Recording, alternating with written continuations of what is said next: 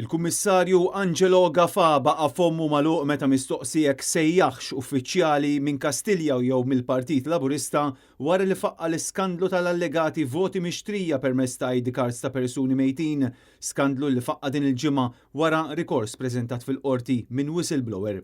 Dan ir-rikors preżentat minn Adel Ali Hassan kixef din l-iskema kriminali li permezz tagħha diversi barranin li jkollhom ċittadinanza Maltija u jkunu mietu ma jinħarġilhomx ċertifikat tal-mewt iżda d-dettalji tagħhom inkluż in-numru tal-karta tal-identità tagħhom jiġu trasferiti fuq barranin oħra f'Malta biex dawn ikunu jistgħu jivvotaw għal Partit Laburista.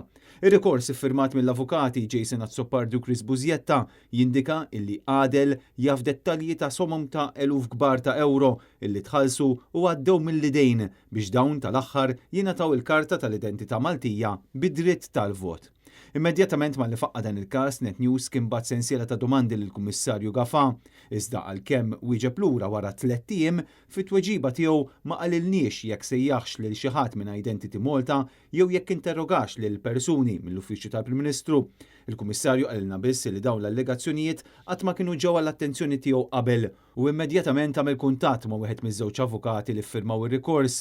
Gafà qalilna li l-Pulizija għamlet kuntatt ukoll mal-whistleblower li bħalissa jinsab barra minn Malta sabiex l-allegazzjonijiet magħmula minnu jiġu sostanzjati.